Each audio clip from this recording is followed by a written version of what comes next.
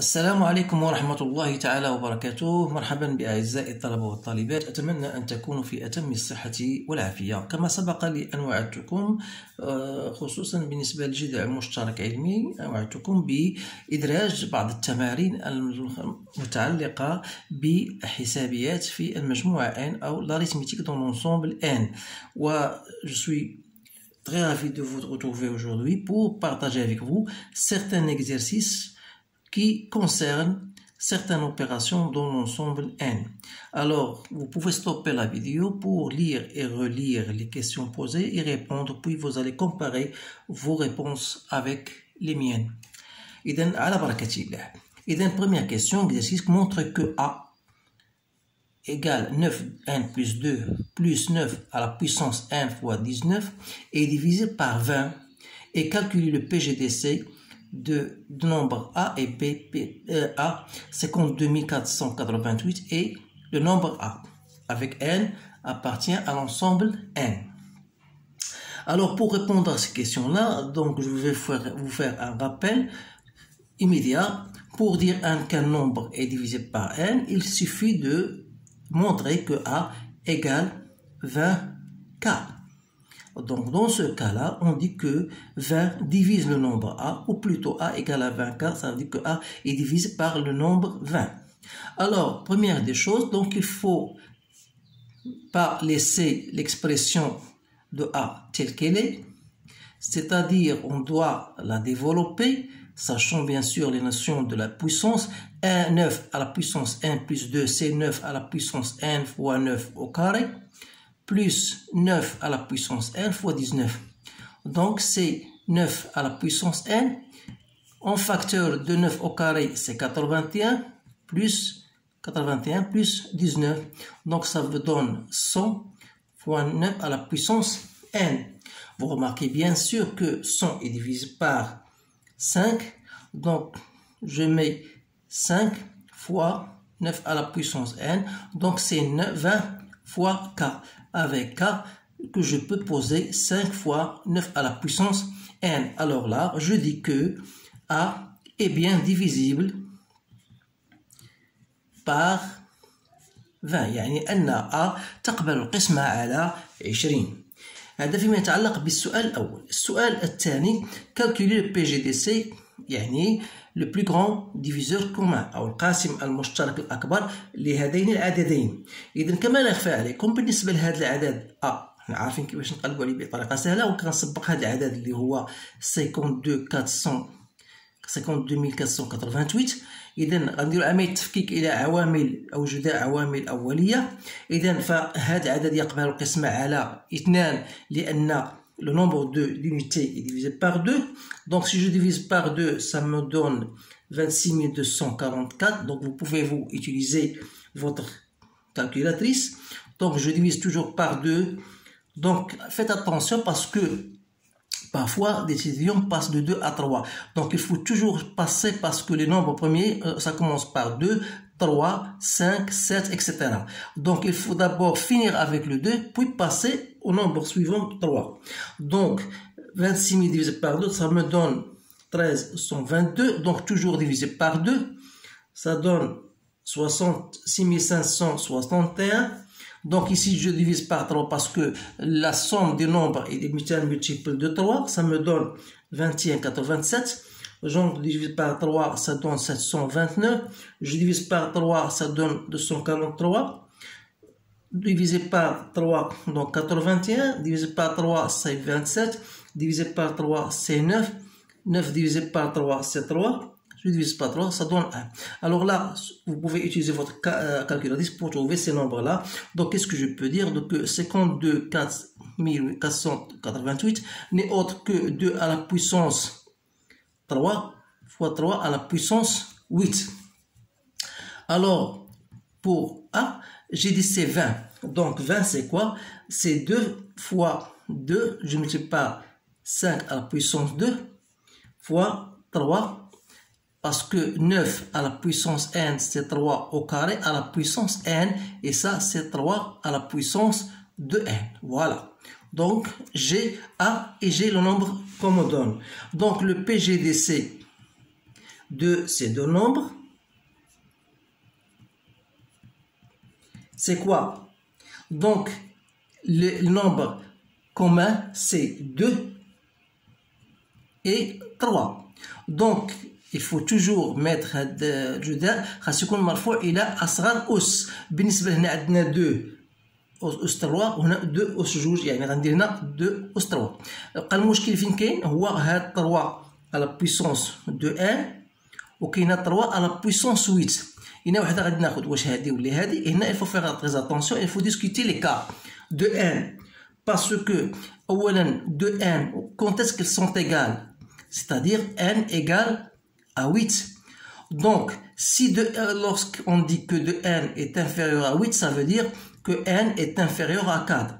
Alors je dis que si n est inférieur ou égal à 4, alors de n est inférieur à 8, et alors la puissance que je vais prendre, c'est de 3 à la puissance de n. Donc, ou bien je mets si de n est strictement inférieur, donc dans ce cas, le PGDC de 52 488 et A n'est autre que 2 à la puissance de 3 à la puissance de n.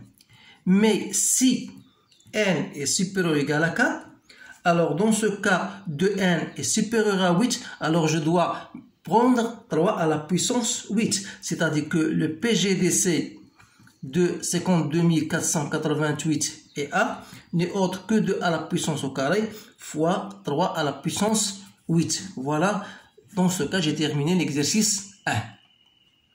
Maintenant, je vous donne l'exercice 2. On vous donne soit n est un entier naturel non nul, montrez que le nombre n fois n plus 1 est pair. Déterminez la parité des nombres suivants A et B. Donc, la première question, c'est simple. Donc, vous avez déjà vu en cours, il y a deux méthodes.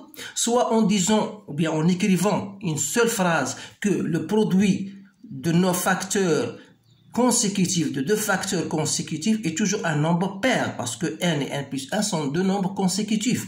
Alors là, si vous écrivez cette phrase, donc c'est juste, ou bien vous allez utiliser une deuxième méthode que je vais utiliser avec vous. Donc dans ce cas, on doit discuter la nature de n parce que n ou bien il est pair ou bien il est impair. Donc si n est pair, ça veut dire pair accepte la division par 2. Donc n égale à 2k.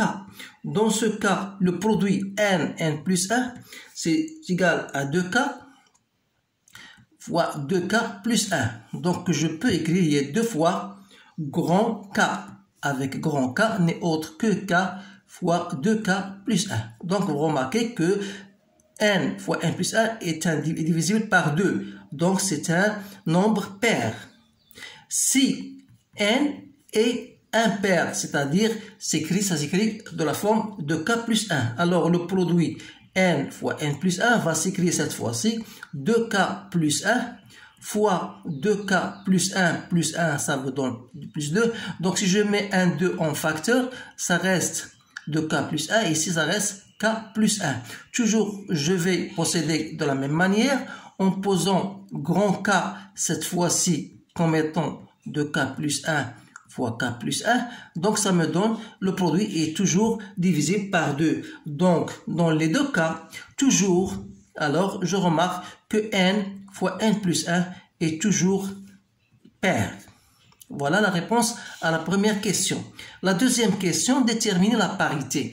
Donc, c'est-à-dire, est-ce que A est un nombre pair ou bien un nombre impair? Donc, vous avez deux méthodes. Soit en disant, bien sûr, que de n au carré est un nombre pair. Donc, n au carré est un nombre pair, et bien sûr, ça dépend de n, c'est des pairs ou impair.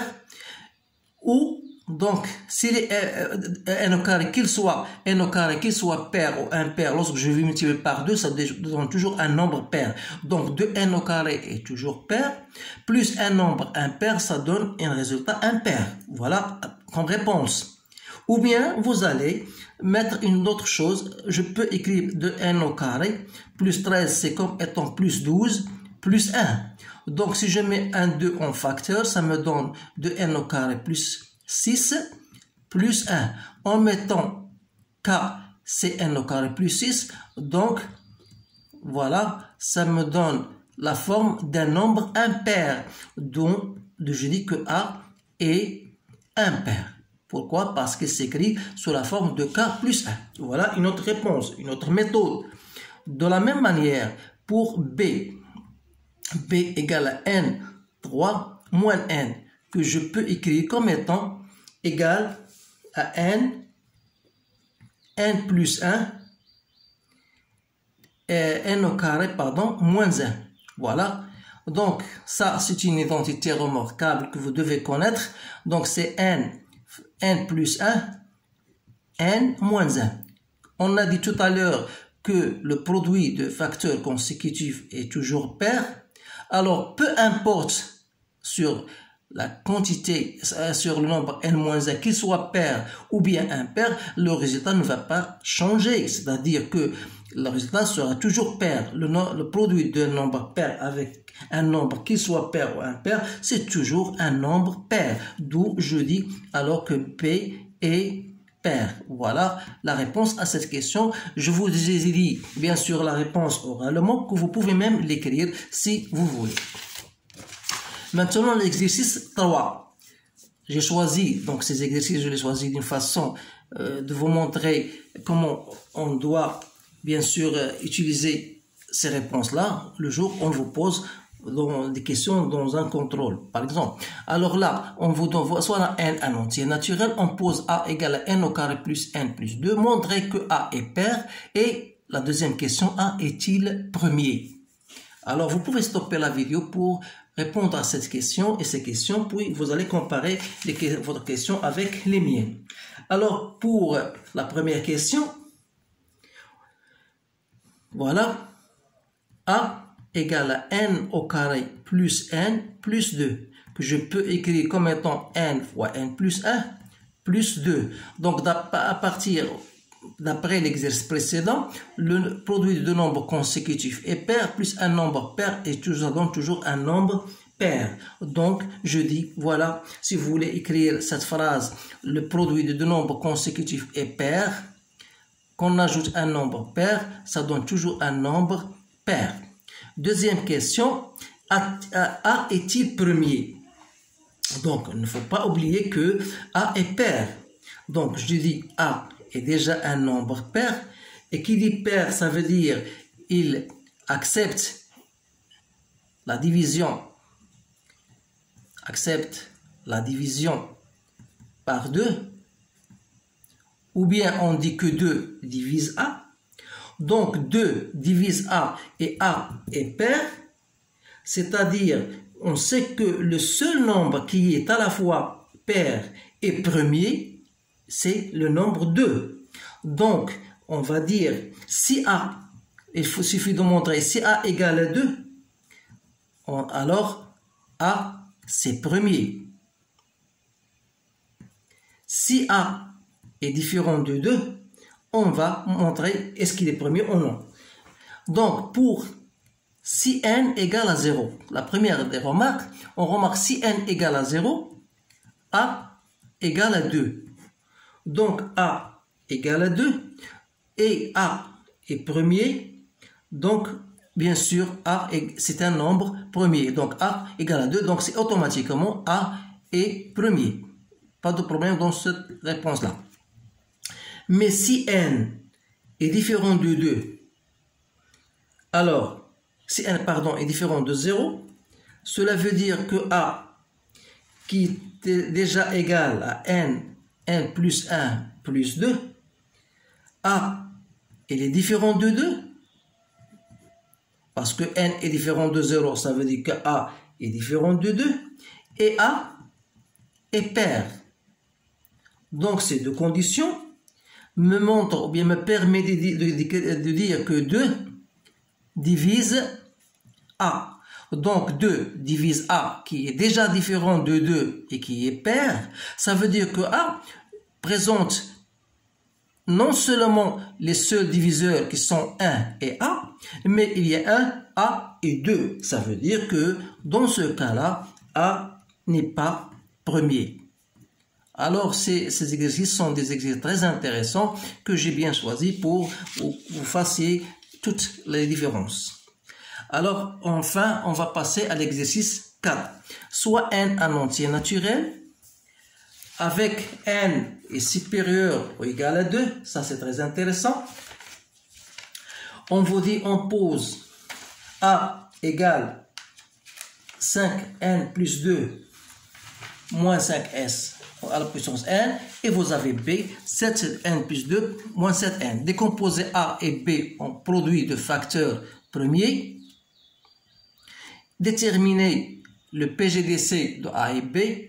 Déterminer le PPMC de A est 140 et le PGDC de A est 140. Alors pour la première question, c'est simple. Vous savez A égale à 5 à la puissance n fois 5 au carré, donc c'est 25, moins 5 à la puissance n. Donc si je mets 5 à la puissance n, ça me donne fois 25 moins 1, ça fait 24, que je peux écrire directement 2. Parce que je sais que décomposer 24 en nombre premier, c'est facile, donc c'est pas la peine de perdre assez de temps. C'est 2 à la puissance 3 fois reste 5 à la puissance n. De la même manière, b égale à 7n plus 2 moins 7 à la puissance n. Donc c'est 7 à la puissance n fois 7 au carré, donc c'est 49, moins 7 à la puissance n. Je mets 7 à la puissance n en facteur, de 49 moins 1, ça me donne 7 à la puissance n fois 48. Alors il suffit de décomposer 48 en nombre premier, donc ça vous donne, voilà, donc ça vous donne 7 à la puissance n, 48 n'est autre que 2 à la puissance 4 fois 3. Donc voilà, vous avez A, je l'écris comme étant 2 à la puissance 3 fois 3 fois 5 à la puissance n, et vous avez B, 2 à la puissance 4 fois 3, 7 à la puissance n. Alors, le PGDC de A et B, je dois choisir les nombres communs qui sont 2 et 3 seulement, avec la plus petite puissance qui, pour 2, c'est 3, et pour 3, c'est 1 toujours, donc ça vous donne 24. Voilà la deuxième question.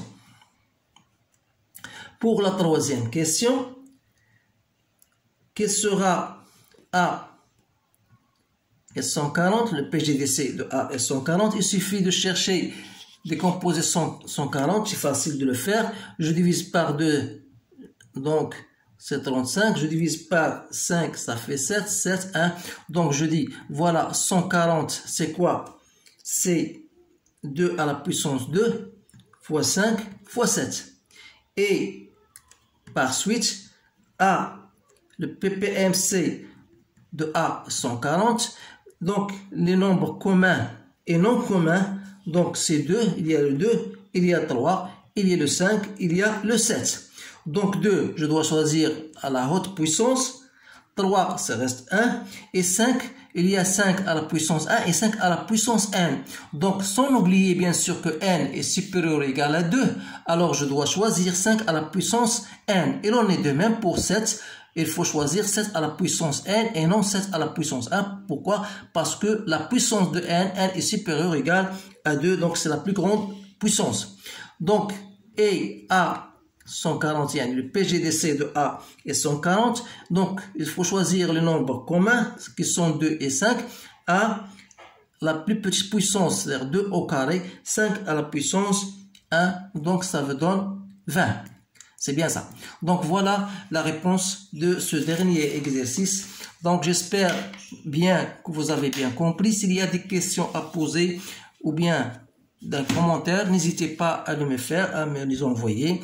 Donc, je vous remercie de votre attention et je vous souhaite une bonne chance et je vous dis à bientôt.